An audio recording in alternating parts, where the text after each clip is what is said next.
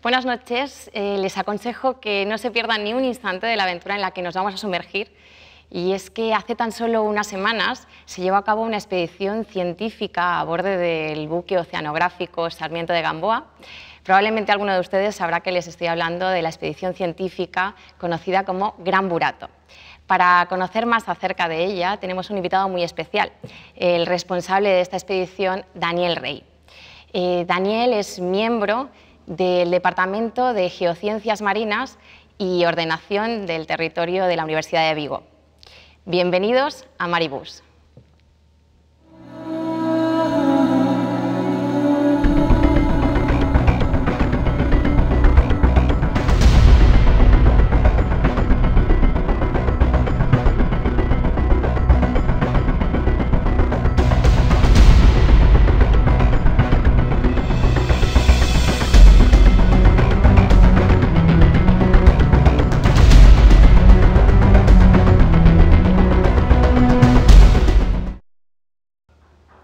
Daniel Rey, muchísimas gracias por haber aceptado nuestra invitación, gracias por estar aquí esta noche. Gracias a vosotros por interesaros por este tema. La verdad es que es un tema muy interesante y que en los medios pues, se ha dado a conocer, pero quizá de una forma algo confusa. Así que a mí me gustaría empezar conociendo exactamente qué es el Gran Burato. Bien, el Gran Burato es un accidente topográfico submarino que consiste en una depresión grande, de unos 4 kilómetros de diámetro, a modo de cráter, y una profundidad de 300 metros en el interior del cráter. Entonces es una estructura que se ha producido como consecuencia del escape de fluidos. Entendemos en este momento que se ha producido por el escape de gas metano. Bueno, encontrarse con algo así en el lecho marino no debe ser algo que ocurra todos los días, de hecho no lo es. ¿Cuándo se localiza el Gran Burato y cuál es el origen de poner en marcha este proyecto? Bien, el Gran Burato como es uno de los rasgos morfológicos del subsuelo marino de la zona más destacados que hay. Entonces, desde el momento en que se inició la realización de trabajos oceanográficos para la cartografía en detalle de los fondos marinos, que corresponden a lo que llamamos la zona económica exclusiva, que es una zona aledaña a las tierras emergidas españolas y sobre la que nuestro país tiene derechos de explotación de las riquezas minerales del subsuelo. Entonces, dentro de ese programa de cartografía detallada, pues aparecen una serie de rasgos submarinos notables y uno de ellos es este. Entonces, alguna gente, otros investigadores de distintos ámbitos, del Instituto Español de Oceanografía, del Instituto Geológico y Minero, del Consejo Superior de Investigaciones Científicas, que tuvieron contacto con esos datos, o bien porque habían participado en las campañas oceanográficas de adquisición de datos, o bien porque habían entrado en contacto con los datos, fundamentalmente aquellos que participaron posteriormente, sobre todo el año pasado, en la reclamación territorial española sobre esta zona en la ONU, pues enseguida se dieron cuenta de que estos rasgos existían.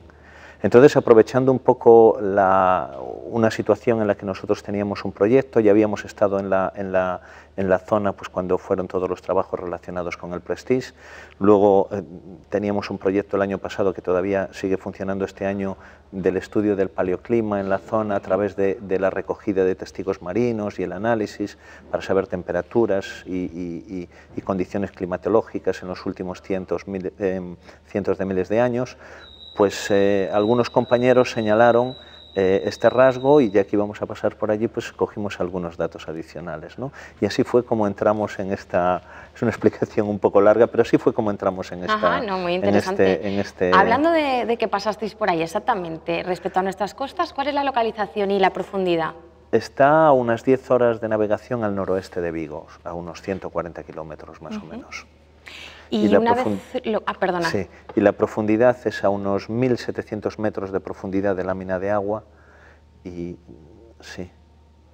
Pues una vez que ya lo tenemos localizado, cuando lo localizasteis vosotros, ¿qué es lo que le llama la atención a los investigadores y qué características lo convierten en algo tan singular? Bueno, fundamentalmente es el tamaño.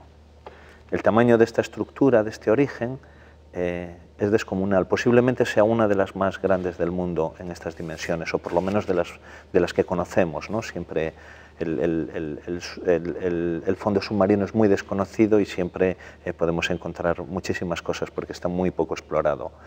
Su origen, que es escapes de fluidos, posiblemente de gas, es muy común en todos los fondos oceánicos. Hay multitud de huellas de pequeñas depresiones que se producen cuando el gas se escapa y rompe a través de los sedimentos y sale a la atmósfera, primero al agua y luego a la atmósfera. Por ejemplo, en la ría de Vigo pues hay multitud de pequeñas depresiones de este estilo que se denominan pockmarks y que son causadas por el escape de gas que se produce como consecuencia de la propia degradación de la materia orgánica, de los organismos que viven en la ría, de muchos de los peces, de moluscos.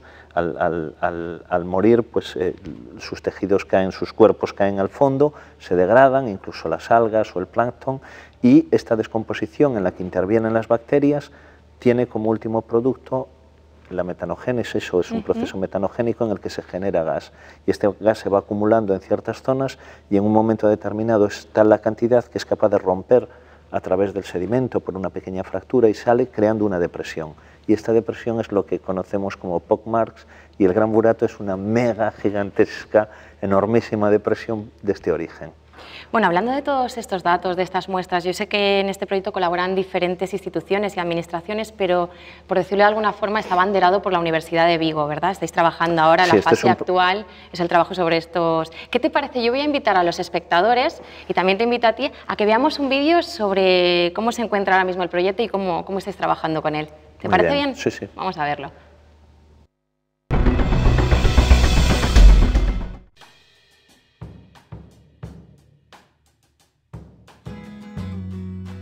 El equipo de reporteros de Maribus visitó esta semana la Facultad de Ciencias del Mar de Vigo, en donde se está llevando a cabo un amplio estudio acerca del ambiente que rodea la zona, con el fin de conocer la posibilidad de su explotación. Para ello, emplean todos los conocimientos a su alcance y una maquinaria un tanto especial, como un analizador de color que nos informa acerca de la composición del propio sedimento. Estos instrumentos que hay aquí son los instrumentos del laboratorio de paleomagnetismo, magnetismo de rocas y magnetismo ambiental. Lo que hacemos nosotros principalmente, las aplicaciones generales son magnetismo ambiental, es decir, utilizamos propiedades magnéticas que medimos en sedimentos o rocas, y a través de esas propiedades magnéticas intentamos saber qué tipo de ambiente, en qué tipo de ambiente se formaron esas rocas o esos sedimentos que dejó esa huella magnética que nosotros vemos.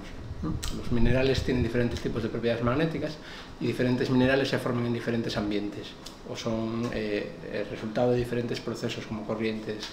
Porque el color te puede dar información sobre la composición del sedimento o sobre cambios que hayan ocurrido a posteriori. Si de repente hay mucho oleaje, ¿no? Sopla mucho el viento y ese lago, la ría o lo que sea, hay mucha turbulencia, se mezcla bien con la atmósfera, empieza a haber oxígeno y a lo mejor pues, los sedimentos se oxidan, cogen ese color rojo. Entonces tendrías de repente, en el sedimento verías una capa roja. Y si vuelve a estar tranquilo durante un periodo de tiempo largo, a lo mejor de unos años, un par de años, volvería a ser negro, ¿no? Entonces el color ya te está diciendo, composición, procesos químicos que están sufriendo el sedimento, ¿no? Una reducción, una oxidación, y te está pues, un poco hablando de la historia del medio en el que estás trabajando. Los testigos de sedimento están aquí al lado, que hay neveras a 4 grados centígrados, porque necesitas mantenerlo en frío para preservar las propiedades del sedimento hasta que los puedas analizar, porque únicamente muestrear uno de los testigos sedimentarios te puede llevar días para coger todas las muestras de la manera adecuada y archivarla de la manera adecuada para que posteriormente todos los análisis que quieras hacer tengas material suficiente y correspondiente a la profundidad que tú estás muestreando. Y las muestras biológicas están en el Departamento de Ecología y ahora en los próximos meses que le preguntamos cuánto le llevaría a procesar todos esos organismos y dijeron que un mínimo de 2 años y pico para clasificarlos y hacer una interpretación adecuada. Tras este proceso, se lleva a cabo el análisis de los sedimentos, empleando para ello un preparadísimo microscopio que nos da la información del contenido que el sedimento tiene en su interior.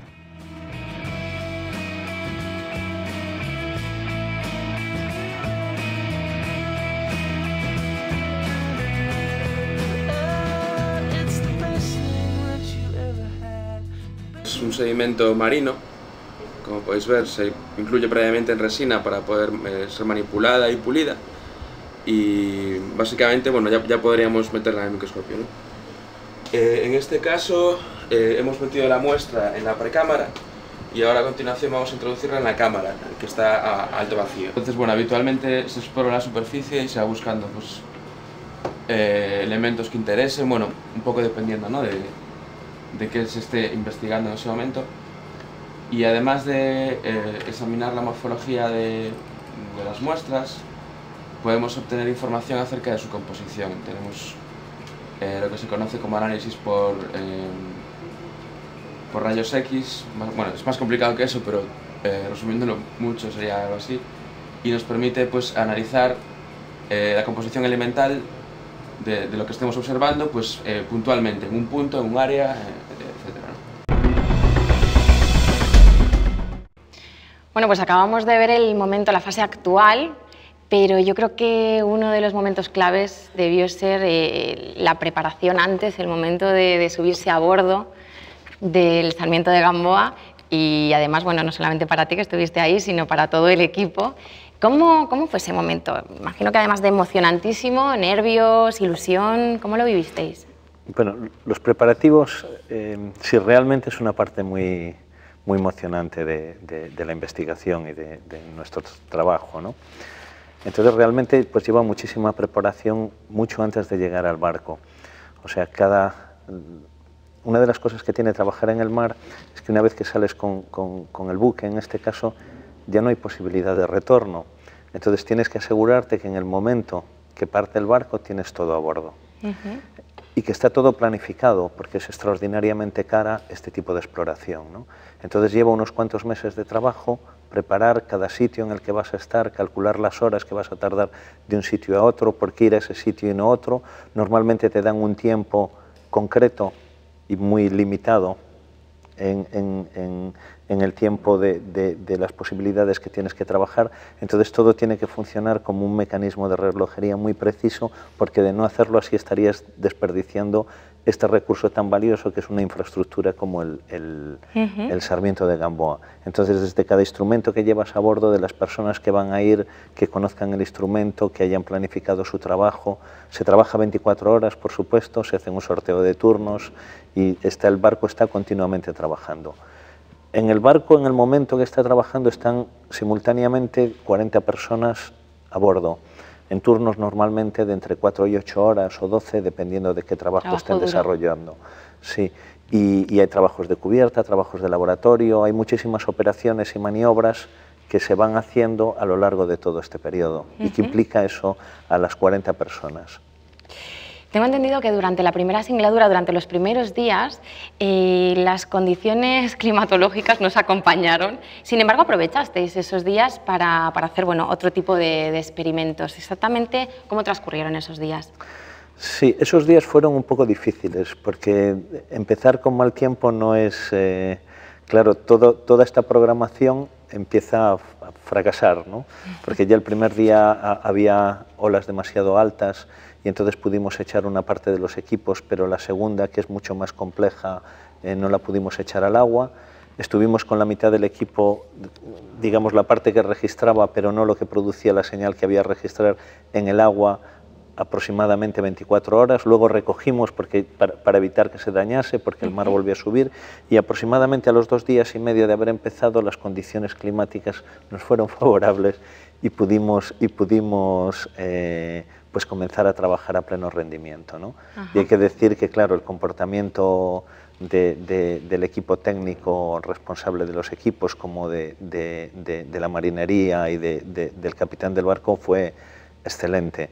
Y entonces conseguimos unos resultados realmente excepcionales. Un buen equipo. Sí. Bueno, una de las cosas que me ha llamado más la atención es que los primeros días que pasasteis, o bueno, algunos de los días que pasasteis en alta mar, tuvisteis la presencia de ballenas. Y yo no sé cómo se vive eso, cómo afectó esto al desarrollo de la investigación. Sí, bueno, las ballenas y en general los cetáceos o incluso cualquier mamífero que aparezca son siempre muy celebrados en cualquier campaña oceanográfica que haya. Fundamentalmente porque se conectan con el exterior. Normalmente los peces y otros organismos marinos están siempre debajo del agua y estos son los únicos visitantes que tenemos que se asoman. Entonces, tanto los cetáceos, las ballenas, como los delfines son muy celebrados. El tipo de trabajos que estábamos haciendo no les es grato a los delfines, en este caso, por ejemplo, ¿no? Entonces no se suelen acercar mucho al barco, sobre todo en la primera fase, donde íbamos produciendo pulsos acústicos para por el ruido, es molesto, pero las ballenas nunca han tenido ningún problema. Y hay un momento en que se suspenden la ejecución de estos pulsos, que es cuando el barco se va a mover y hacer unos giros bruscos para no enredarlo todo y dañar los sensores, que se apaga todo durante una media hora. Y en ese momento, en muchas ocasiones, aparecen cetáceos que se acercan al barco a ver qué está pasando ahí, ¿no? Entonces hay unos protocolos internacionales que observar para proteger a todas estas especies de daños en su sistema auditivo como consecuencia de este tipo de pulsos que emitimos desde el buque. Pues hasta ahí yo quería llegar, porque es que otro dato que llama la atención respecto a los trabajos que llevasteis a cabo en alta mar es, bueno, respecto al equipo que utilizasteis en las investigaciones. Yo he leído algo acerca de unos cañones, que no sé muy bien qué hacían esos cañones ni qué disparaban, y no sé si incluso tuvisteis que tener cuidado en el momento en el que estas ballenas estaban cerca. Sí, claro, los cañones los llamamos cañones porque forman como una especie de tubo, que en realidad lo que hacen es producir una burbuja muy grande de aire a presión, a 3000 psi, aproximadamente a 140 bares. Entonces sueltan bruscamente, hay unos compresores a bordo muy potentes que generan un pulso de aire comprimido que llega a unos colectores, y entonces estos se abren bruscamente y generan una burbuja. La burbuja se expande hasta un punto y luego colapsa bruscamente. Y ese es el pulso, es como dar un palmetazo debajo del agua. Y eso es lo que produce el pulso, la onda acústica que viaja a través de toda la columna de agua y empieza a penetrar en el subsuelo marino y se va reflejando en las distintas capas del subsuelo en función de su densidad. Entonces produce en realidad una ecografía del fondo marino similar a la que producen los médicos que usan técnicas similares para explorar nuestros tejidos, ¿no? O nuestro cuerpo. Entonces el principio de funcionamiento es el mismo, lo que pasa es que los niveles de energía que utilizamos son un poquito diferentes. Entonces a estos cacharros que sueltan eso se llaman cañones porque al pulso se llama disparo, porque hay que disparar un botoncito, se hace de forma automática y además hace ruido, hace pum.